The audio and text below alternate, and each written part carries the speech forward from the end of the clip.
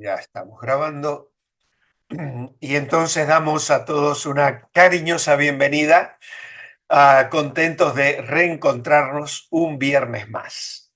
Estamos avanzando ya hacia la segunda mitad del manual, que tiene 10 lecciones. Vamos a entrar en la número 6.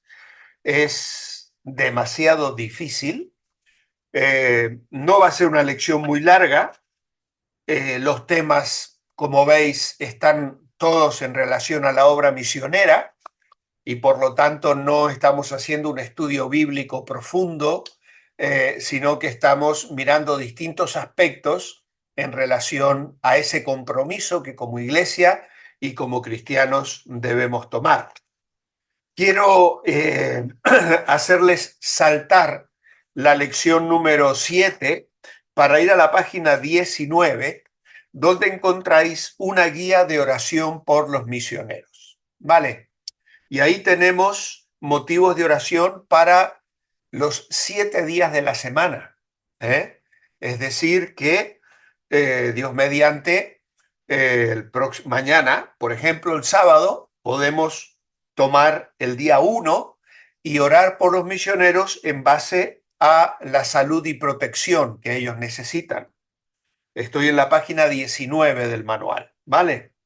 Y ahí se nos orienta a guiar por seguridad y protección, por buena salud, por una dieta adecuada, por las condiciones físicas y el clima donde viven. En fin, hay situaciones donde tenemos que clamar, aún sin conocer, pero debemos orar al Señor. Ayer, por ejemplo, me llegaba un pedido de oración a través de un grupo familiar de unos misioneros en Argentina que se les estropeó el coche en plena ruta, en plena carretera, y quedaron ahí tirados, ella, la mujer embarazada, eh, y entonces estaban entre todos buscando la manera de solventar esta situación de estos misioneros y el grupo todo orando, ¿no? Para que el Señor les guardara y diera una solución. Así que qué bueno es orar. Luego el día 2, la vida espiritual. El día 3, y así podemos estar orando hasta reencontrarnos el próximo viernes. Bueno, acabaríamos el viernes próximo, que sería el día 7, con el tema de las finanzas, ¿vale? Entonces, esta es una tarea que vamos a estar recomendando de aquí a final de el manual y que luego puede quedar allí como un incentivo y un desafío de oración para nuestra vida personal en la oración. Muy bien, con esto entonces aclarado, vamos a pedir la bendición del Señor y entrar en el tema de hoy. Saludamos a los que están entrando, está Javier, está Zulma, está Ruth también, así que nos alegra que todos puedan estar presentes en esta noche. Oramos al Señor. Padre, queremos darte gracias por reencontrarnos una vez más para compartir este tema del reto misionero. Pedimos, Señor, sabiduría de lo alto para valorar estas cosas. Queremos orar por los misioneros. Son cientos y miles los misioneros alrededor del mundo, muchos abriendo obra en lugares muy difíciles, otros en circunstancias diferentes, pero siempre, Señor, en el avance del reino de Dios aquí en la tierra. Pedimos tu bendición, tu fortaleza, Señor, y pedimos también sensibilidad en nuestros corazones a la hora de tratar este tema. Háblanos a cada uno, Señor, lo pedimos en el nombre de Jesús. Amén. Muy bien, vamos entonces a compartir la pantalla para entrar a nuestro tema. Me estáis escuchando bien, ¿no? Todos hacerme una... Sí, vale. Que a veces hay que dar aquí algunos toquecitos y a veces tengo dudas. Muy bien, creciendo en la gracia es el paso número 6, el estudio número 68 desde que comenzamos nuestras lecciones y el tema de hoy es el siguiente. ¿Es demasiado difícil? Y está ilustrado por un joven que está señalando un sitio en el mapa mundi, diríamos así, y un hombre mayor, probablemente el padre, como diciéndole, no, no, no, no, no, no vayas, no, no me atrevo, no quiero que te vayas, en fin, da la sensación esa de ser un joven y una persona mayor un poco asustado, ¿no? Porque la obra misionera en realidad no es sencilla. Dice la frase lema, esperad grandes cosas de Dios, emprended grandes cosas para Dios. Una frase de Guillermo Carey, que fue también un misionero insigne que dejó una huella extraordinaria, especialmente por su misión en la India. Esperad grandes cosas de Dios, pero también emprended grandes cosas para Dios. Una tarea imposible. Muchos creen que ser misionero es demasiado difícil, que es puro sacrificio y sufrimiento. Creen que vale la pena, pero solamente si otros hacen el trabajo. Y de esto hemos hablado ya el viernes pasado. Dicen, yo no podría vivir con tantas incomodidades, adaptarme a una cultura nueva, aprender otro idioma, tengo temor a los insectos, las enfermedades y las comidas nuevas. He hablado con gente que ha tenido que comer mono, por ejemplo, visitando tribus indígenas en el Ecuador, allí donde murieron 5 misioneros. Hoy hay iglesias y tengo familiares que han visitado, un amigo íntimo que fue con su esposa, ella ya falleció, pero estuvo también visitando esas iglesias y le dieron a comer lo que para ellos es lo habitual, ¿no? Y bueno, pues a veces la obra misionera demanda identificarse con estas culturas, ¿eh? Luego dice, los pueblos no alcanzados, como los musulmanes, son muy duros. En muchos lugares prohíben la predicación del Evangelio. Bueno, seguramente a Pablo y a los apóstoles tampoco les gustaban las incomodidades de viajar a lugares lejanos, comer comida extraña, hablar con gente de otra cultura y dura de corazón, incluso sufrir el maltrato y estar encarcelados y apedreados. Pero aún así, siguieron adelante. Son muchas las historias que encontramos en Hechos capítulo 16, por ejemplo, cuando vemos a Pablo y Silas encarcelados en Filipos luego de haber sido azotados, ¿no? Ahora Hechos 5 cuenta una parte emocionante del primer movimiento misionero. Pedro y Juan fueron echados presos por predicar, lo relata el capítulo 5, versículos 17 y 19, y luego fueron librados por un ángel. Seguían predicando y obviamente que no fueron intimidados. Ante las autoridades, otra vez, ¿qué dijeron cuando les volvieron a prohibir hablar de Cristo? Bueno, pues la respuesta que ellos dieron es que era necesario obedecer a Dios antes que a los hombres. Y esta respuesta está en Hechos 28 y 25, 28, 29, donde la escritura dice, le dice, nos mandamos estrictamente que no enseñaseis en ese nombre, y ahora habéis llenado a Jerusalén de vuestra doctrina y queréis echar sobre nosotros la sangre de ese hombre. Respondiendo Pedro y los apóstoles dijeron, es necesario obedecer a Dios antes que a los hombres. Bueno, aquí vamos a hacer un pequeño paréntesis para meditar o reflexionar sobre lo que aleja a la gente del Evangelio. ¿Qué es lo que aleja a la gente del Evangelio? En este caso, son los líderes judíos que habían crucificado al Señor Jesucristo. Vemos que ellos ni siquiera quieren mencionar su nombre, ¿no? Entonces, Básicamente, lo que aleja a la gente del Evangelio es el orgullo. A algunos les frena el orgullo intelectual, porque son tan inteligentes que para ellos el Evangelio es demasiado tonto para creerlo. Otros están obstaculizados por el orgullo social. No quieren arriesgarse a que la gente les critique o a perder influencia por el hecho de hacerse evangélicos. Otros se enredan en el orgullo familiar. Seguir a Jesús puede dañar las relaciones en el ámbito de la familia cuando hay algunos que son incrédulos o incluso avergonzar el nombre de esta. Yo he escuchado tanto decir, no, no, no, yo, ¿cómo me voy a hacer evangélico? No puedo renegar de lo que mis padres me enseñaron, lo que mis abuelos me enseñaron.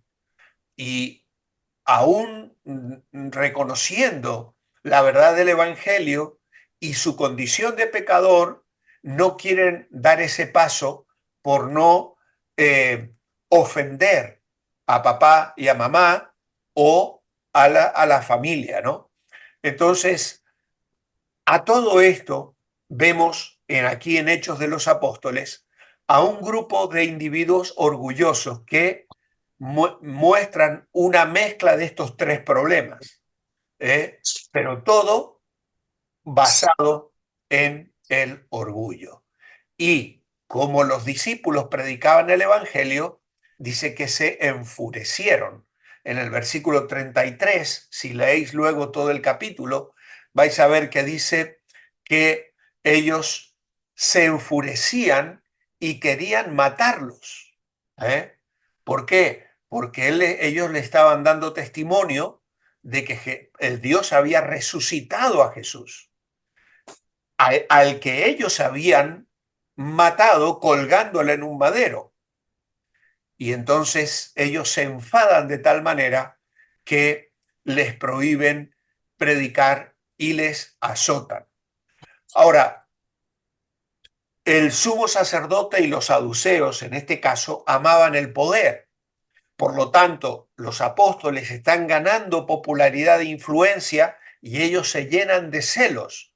Por eso arrestan a los apóstoles y los encarcelan. Luego estaban los saduceos, que eran liberales del primer siglo. No creían en milagros como la resurrección o la existencia de los ángeles. Ahora es interesante que se unieron para condenar a Jesús y ahora se unen también contra los apóstoles.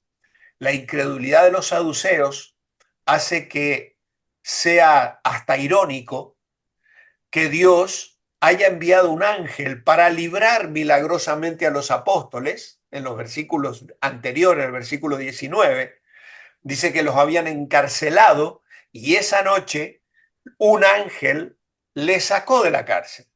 Y al día siguiente, cuando lo fueron a buscar, encontraron la puerta cerrada, los guardias en la puerta, pero los apóstoles no estaban dentro, les encontraron otra vez predicando en el templo. Por lo tanto, estos saduceos, parte de la élite gobernante del Sanedrín, estaban muy involucrados en la política, querían mantener contento a los romanos y a los judíos, y entonces todas estas creencias, el evangelio que estaban predicando, estaban desafiando su poder y su influencia política. Por eso odiaban el testimonio de los apóstoles y además no querían ni siquiera oír que ellos eran culpables de haber crucificado a Jesús. Pero esto era la realidad y ellos estaban oponiendo a la exaltación de Jesús. El corazón de estos hombres estaba lleno de celos, lleno de orgullo, y a veces nos vamos a encontrar con estas situaciones a aquellos a los que queremos llevarle el Evangelio. Pero ellos nos han dejado un ejemplo de que primero tenemos que obedecer a Dios antes que a los hombres. Luego nos dice el capítulo 5, verso 40, que llamando a los apóstoles, los azotaron y les intimaron que no hablasen en el nombre de Jesús y los liberaron. Y dice que ellos salieron de la presencia del concilio gozosos de haber sido tenidos por dignos de padecer afrenta por causa del nombre de Jesús. Así que ellos salieron gozosos y después dejaron de predicar de ninguna manera. Dice el verso 42 que los discípulos, bueno, se me ha pasado aquí la cita, eh, todos los días en el templo y por las casas no cesaban de enseñar y predicar a Jesucristo. Así que todos los días y en todo lugar continuaron predicando a Cristo. ¿Vale? Eso es la frase que tenéis que utilizar. ¿Cómo responden los apóstoles a la amenaza y a la flagelación? Bueno, como veis, la respuesta es doble. Se alegran porque son considerados dignos de sufrir la deshonra por el nombre de Jesús, pero luego no dejan de predicar el Evangelio. Sorprendentemente, la persecución da energía a los apóstoles.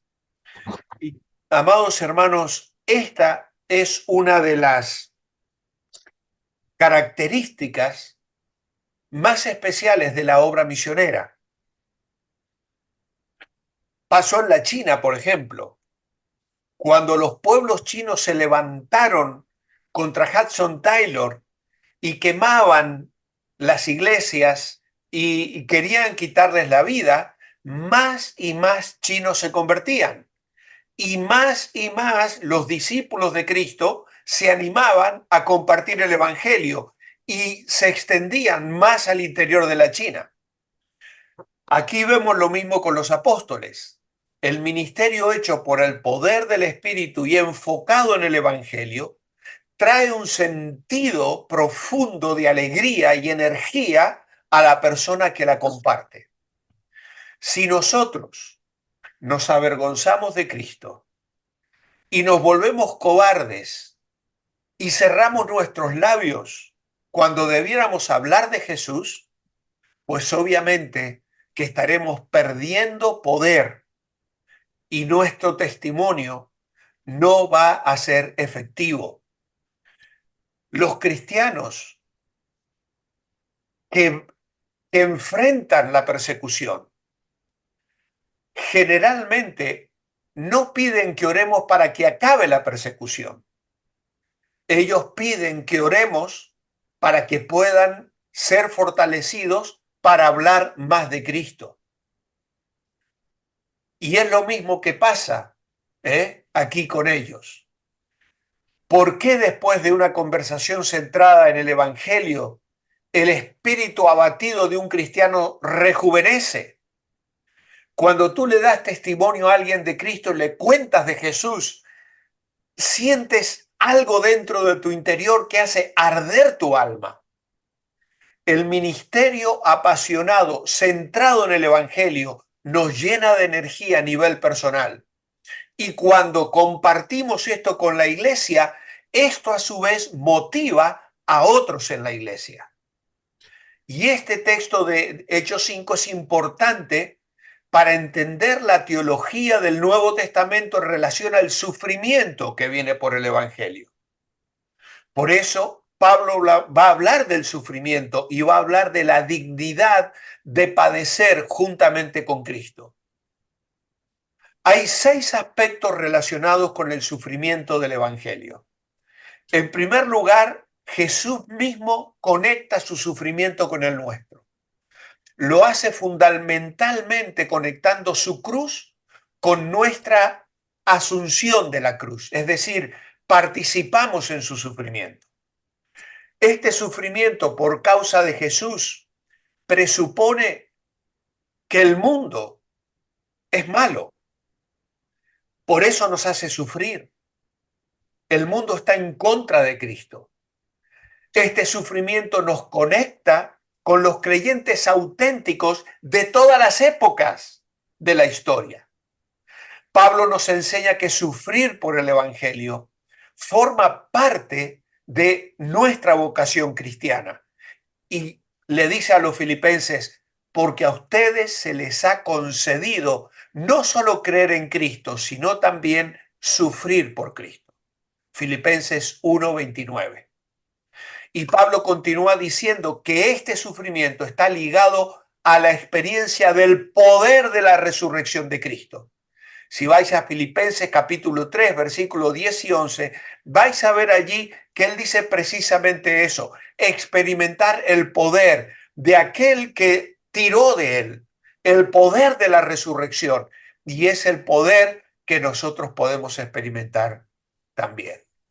Y finalmente, en este apartado decir que el sufrimiento cristiano está ligado a la difusión del Evangelio. Y cuando se sufre por el anuncio del Evangelio, los que evangelizan suelen experimentar una gran alegría, el gozo del Señor en la vida cristiana.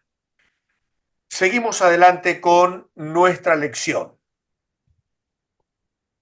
En el paso 2, miramos lo que sucedió cuando Pablo predicó en Iconio, en Listra y en Derbe, en Hechos 14. En cada lugar, al predicar, muchos se convirtieron a Cristo, pero después vino oposición por parte de los tradicionalistas, de los judíos, y Pablo tuvo que huir, exiliado hacia el próximo pueblo. ¿Qué diría Pablo sobre las dificultades en el campo misionero hoy? En 2 Timoteo 1:8 dice, no te avergüences de dar testimonio de nuestro Señor, ni de mí precio suyo, sino participa de las aflicciones por el Evangelio, según el poder de Dios. Así que no te avergüences, le dice a Timoteo, soporta el sufrimiento, participa de las aflicciones, participa que vas a experimentar el poder de Dios. En el capítulo 1, verso 12, unos versículos más adelante, le dice, por lo cual asimismo padezco esto, pero no me avergüenzo porque yo sé a quién he creído y estoy seguro que es poderoso para guardar mi depósito para aquel día.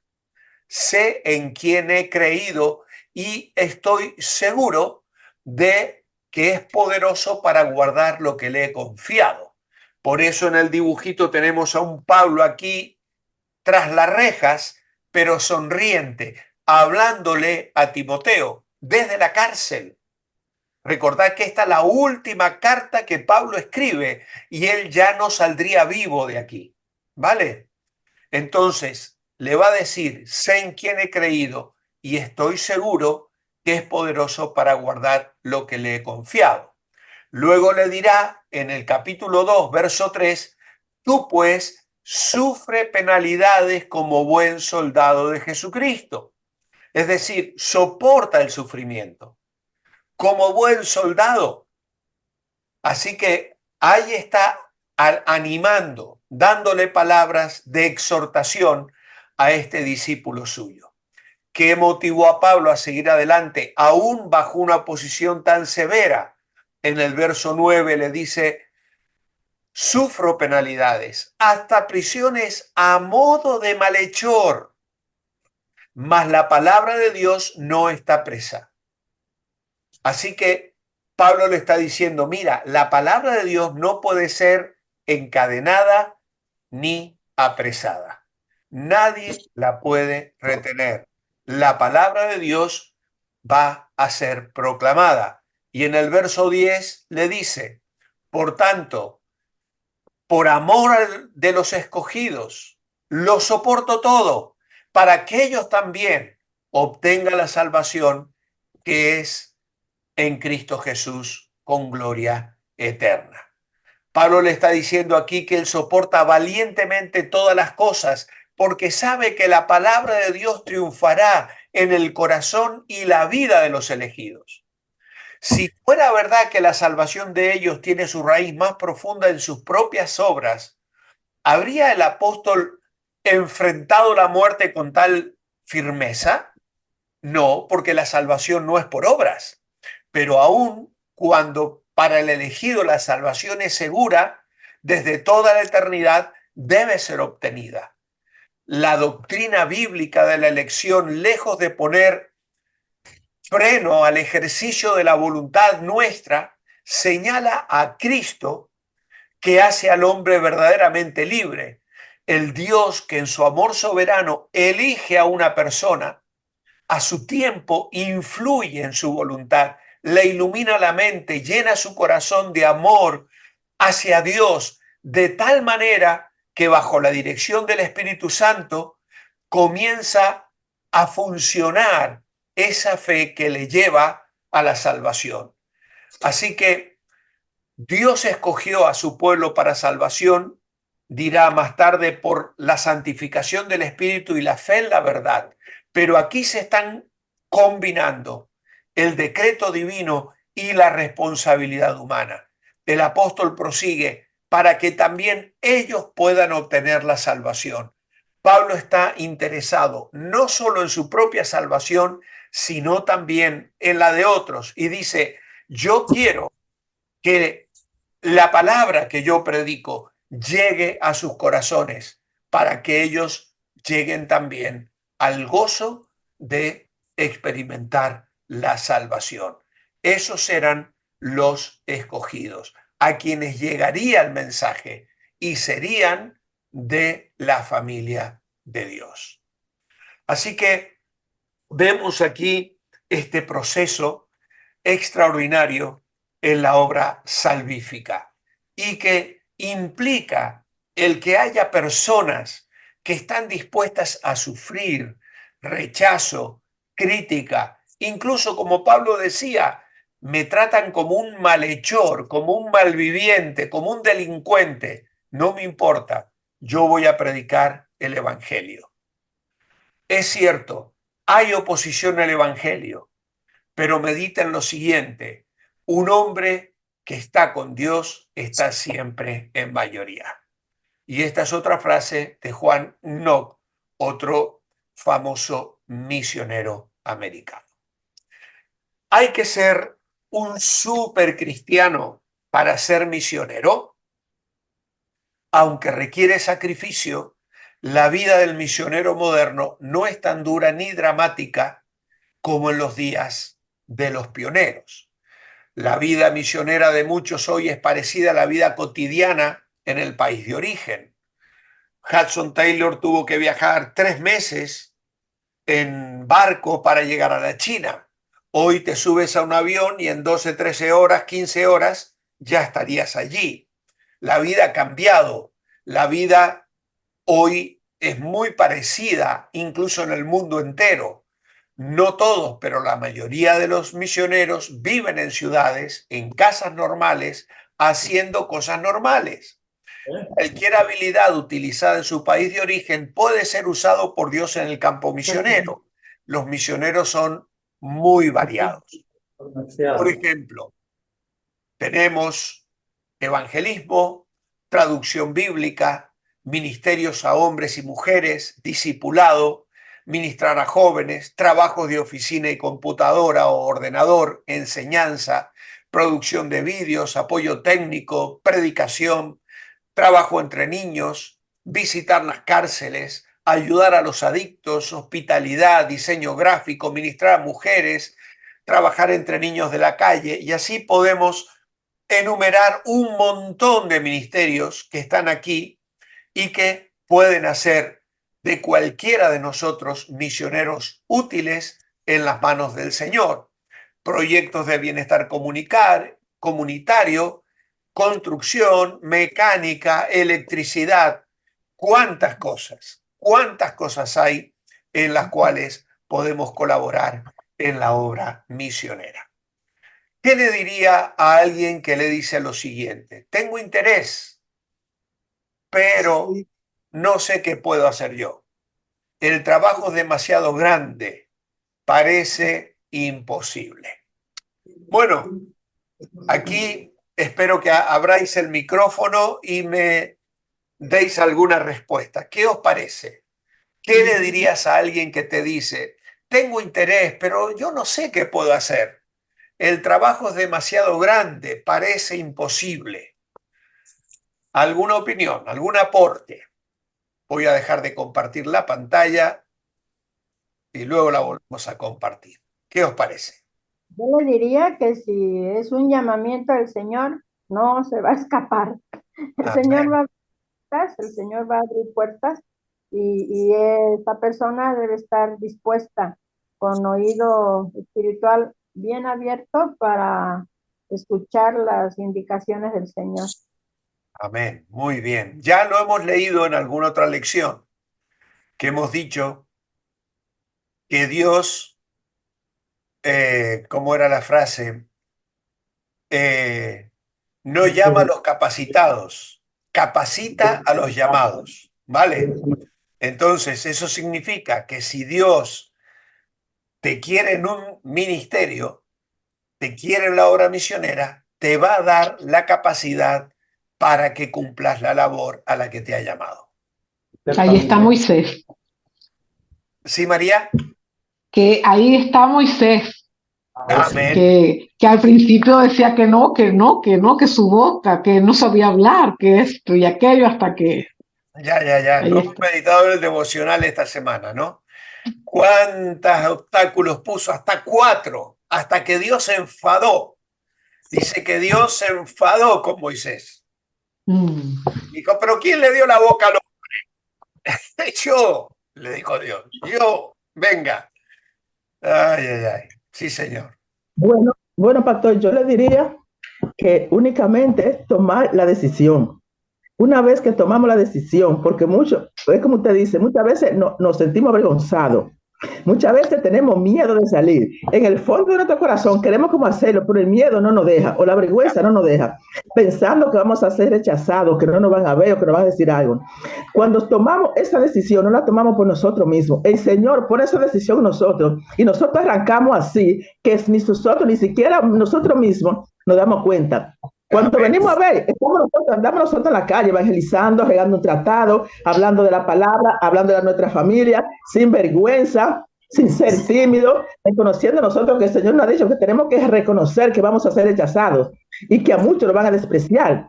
Cuando alguien nos desprecia, estoy segura que 2, 3 o 4 no oyen o toman el tratado. ¿Por Ya, qué? Porque yo conmigo mismo, regando tratado, he podido contestar eso. Y yo antes era una persona que a mí me daba vergüenza hablar del evangelio, me avergonzaba. No me da pena decirlo ni tristeza, porque yo sé que era así, pero hoy a mí no me da pena, porque yo sé que el Señor para cada quien tiene una misión y que es una misión que es todo cristiano, todo sin excepción de uno, debe de cumplirla, porque eso fue lo que nos dijo a nosotros y predicar el evangelio por todo el mundo. Salir por las ciudades, en sus ciudades de uno, en la calle de uno, en el vecino de uno. Cuando nosotros hagamos nuestra parte, como usted dice, el Señor nos capacita él mismo para llevar esa misión. amén. Muy bien, muy bien. Sin duda alguna. En mi experiencia pastoral hemos hecho muchos campamentos. He trabajado casi toda mi vida haciendo campamentos de verano, pero también hemos hecho campañas evangelísticas de verano, que eran una mezcla de campamento y una mezcla de salir a predicar el evangelio. Yo no sé si todos habéis visto la obra El regalo del rey que hicimos en diciembre en la iglesia. Pues ese musical lo hemos usado por muchos años para salir a evangelizar en Zaragoza, en Madrid, en Burgos, en varias ciudades de España, ¿no? Y durante los primeros 4 días de la campaña, los chicos ensayaban, aprendían el musical y los otros 6 días salíamos todos los días a hacer el musical en las calles, a repartir folletos y a predicar el evangelio. Hacíamos mimo también, se le pintaba la carita a los niños con pinturas y todo era para poder predicar el evangelio, hablar con los padres, explicarles el evangelio y tal. Y en mi experiencia fueron los momentos más alegres de nuestra vida ministerial, en el sentido de que cuando tú sales con los jóvenes y les enseñas la palabra, porque había también estudios bíblicos, pero luego ellos salían a la calle a predicar el evangelio, esto hacía una combinación que completaba lo que a veces el campamento solo, que era solo actividades internas, ¿no? Pues esto era algo mucho mayor, una alegría, un gozo, y claro, todas las noches regresábamos y habían quienes contaban historias bonitas y quienes contaban historias tristes, es decir, a algunos les había ido bien, habían podido predicar el evangelio, a otros los habían rechazado, no habían querido hablar de Cristo, habían discutido, los habían tratado mal. Las experiencias eran variadas, pero en general el gozo de todos de haber podido testificar de Jesús. Y no hay cosa que llene tanto el corazón del creyente como el dar testimonio de Cristo. Cuando le hablas a alguien de Jesús, tu corazón está pletórico. Aunque se burlen, aunque no te escuchen, aunque no quieran aceptar el mensaje. Nuestro deber es darlo y ya está. Si lo aceptan o no es su responsabilidad, pero nuestro deber es hablar de Cristo. Bueno, pues no sé si alguien quiere decir alguna cosita más, si no seguimos compartiendo la pantalla y vamos adelante con la lección. ¿Vale? Ahí estamos de nuevo. ¿Quién es responsable para tocar el corazón de los incrédulos? Bueno, nosotros. ¿Por qué? Porque Jesús dijo que seríamos sus testigos. Él nos envió al mundo, a todo el mundo. Dios no nos ha llamado a salvar al mundo, solo a predicar el evangelio y dejar los resultados en sus manos. Por lo tanto, ¿cuál es mi responsabilidad? Ser fiel y dejar los resultados en manos de Dios. Esa es nuestra responsabilidad. Hablar de Cristo y dejar en las manos del Señor el resultado. A esto se le llama tocar el corazón de los incrédulos. Es difícil, pero vale la pena.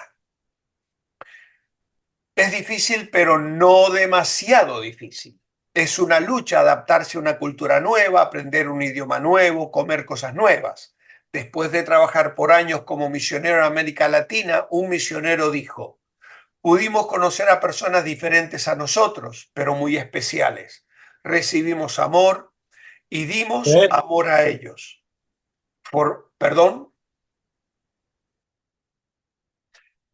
Formamos amistades muy especiales con muchas personas que permanecen hasta hoy, pero por encima de todo pudimos ver la mano de Dios cambiando vidas, a veces radicalmente. Pruebas habían, pero también mucha bendición. Sí era difícil, pero también era una gran aventura. Pasamos noches sin dormir por los zancudos o mosquitos, pero muy pocas. En algunas pocas ocasiones nos dieron comidas que nunca habíamos probado antes, pero por otro lado, ¿cómo vamos a quejarnos cuando nos dan lo mejor que tienen con tanto amor? Qué sabrosos los mangos, las papayas, pastel de 3 leches y tamales. Estamos contentos por lo que Dios nos permitió experimentar. Uno puede mirar lo nuevo con temor o con un espíritu de aventura. En nuestro país nunca hubiéramos visto una tortuga del mar poniendo sus huevos o dormir en una vaca oyendo los monos aullar. Bueno, este es el testimonio de un misionero. El testimonio de muchos misioneros podría resumirse en las palabras de Pablo: al que puede hacer muchísimo más que todo lo que podamos imaginarnos o pedir, por el poder que obra eficazmente en nosotros, a él sea gloria en la Iglesia y en Cristo Jesús por todas las generaciones, por los siglos de los siglos. Amén. Efesios capítulo 3, versículos 20 y 21. Bien, en la columna de la izquierda tenéis allí un apartado que dice: no es cuestión de qué tan difícil es la tarea, sino si Dios es soberano o no. se debe preguntar qué grande es su Dios. Y tenemos un texto del Salmo 46. Se agitan las naciones, se tambalean los reinos. Dios deja oír su voz y la tierra se derrumba. El Señor Todopoderoso está con nosotros. Nuestro refugio es el Dios de Jacob. Luego tenemos aquí una información sobre las principales religiones del mundo, aunque como veis es un estudio que ya viene de algunos años atrás, del año 2010.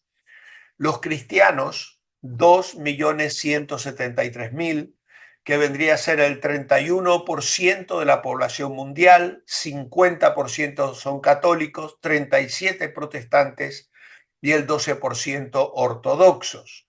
Luego tenemos los musulmanes con 1.600.000, el 23% de la población mundial, algunos sunitas y otros chiitas, enfrentados entre ellos muchas veces de una manera mortal, casi diríamos. Luego sin religión, 1.130.000, el 16% de la población mundial, ateos, agnósticos y los que no se identifican con ninguna religión. Luego los hindúes, 1.033.000, el 15% de la población mundial y la gran mayoría vive en la India. Y finalmente los budistas, que es el 7% de la población mundial y la mitad viven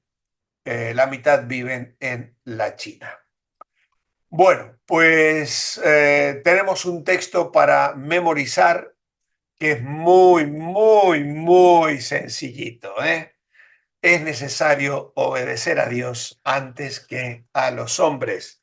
Hechos capítulo 5 y versículo 29.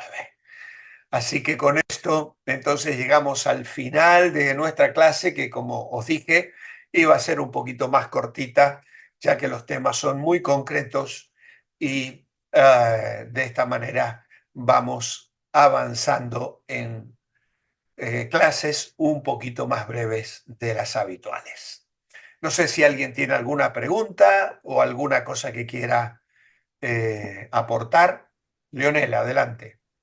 Una inquietud que tengo es, he escuchado a algunos hermanos que unos dicen, los judíos crucificaron a Jesús y otros que dicen, no, pero eso no es verdad. Entonces estoy en una confusión. Bueno, sí, es cierto en un sentido, porque él vino a los suyos y los suyos no le recibieron, dice Juan 1:11, ¿no?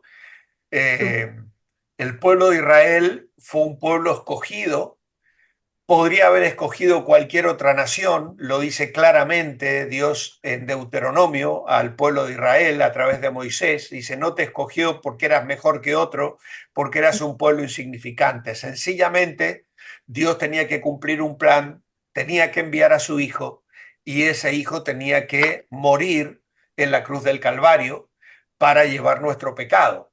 Por lo tanto, por un lado es cierto, sí, los judíos mataron a Jesús, pero a Jesús lo matamos todos. Si nosotros hubiéramos estado ahí, también lo hubiéramos crucificado. ¿eh? Sí, La responsabilidad es de la raza caída, la humanidad, porque de tal manera amó Dios al mundo que dio a su Hijo por todo el mundo, pero por cuanto todos pecaron, están destituidos de la gloria de Dios. Por lo tanto, hay una canción muy bonita que canta un cantante latinoamericano que dice, si hubiese estado ahí, yo también le hubiese golpeado, yo también le hubiese escupido, yo también le hubiese crucificado. Así que esa excusa de lo mataron los judíos no nos vale porque él muere por amor a todos y en lugar de todos. porque ¿Vale? hay unos que dicen que no, no, los judíos no, si fue los romanos. Claro, porque los judíos no lo podían crucificar legalmente. Eran los romanos los que tenían la autoridad. Pero por eso ahí están la mezcla del pueblo judío y de los gentiles. Y más razón para que todos nos sintamos responsables. Por eso también en la cruz se puso el título en hebreo, en arameo y en latín, es decir, en todas las lenguas. ¿Por qué? Porque el mensaje era para la humanidad. Este es Jesús, el Rey de los judíos. Y ya en la misma cruz quedó plasmado que el mensaje del Cristo sufriente era un mensaje para todas las naciones del mundo. Muchas gracias. Muy bien, hermanos, pues si os parece, entonces vamos a concluir con oración. Señor, así como hemos comenzado la clase, te damos gracias por los misioneros, te pedimos que los guardes, aquellos que están en peligro, aquellos que están padeciendo necesidad, pedimos que tú suplas sus necesidades, aquellos aún que están sufriendo enfermedades, que tú les sanes, Señor, que tú estés resplandeciendo en sus vidas, guardándoles de manera especial. Pedimos por ellos y pedimos, Señor, por otros misioneros que vas a levantar de entre nuestros hijos, de nuestras iglesias, de nuestras congregaciones, de nuestras familias, nuestros hijos, nuestros nietos. Toca sus corazones, Señor, y que se levanten hombres y mujeres con valentía para experimentar el gozo de llevar el mensaje del Evangelio del Reino a todas las naciones. Lo pedimos hoy en el nombre de Jesús. Amén. Amén.